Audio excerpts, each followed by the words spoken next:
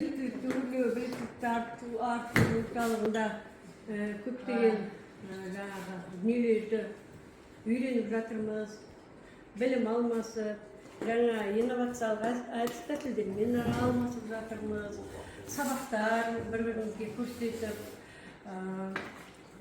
жоба құрғадық, жаңа қоржынымызға түрлі репертуарлар жинақтадық, әдіс тәсілдер жинақтадық.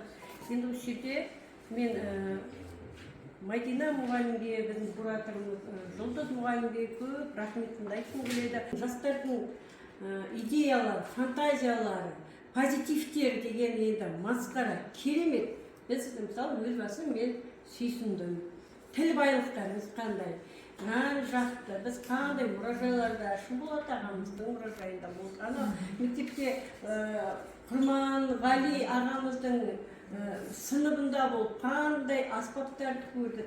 Біз бірігіп оркестрде бола білдік, біз бірігіп хормен ән де айта білдік, біз бірігіп ойын, біз бірігіп әдіс тәсіл, бәрін ұйымдасқан түрде осының бәрін орындадық. Шынымен қарасаңыз 5 мен 16 аралығында көзді ашып жұмғаша тез өтіп кетті. Бәріңізге жан жақта аман саулық тілеймін.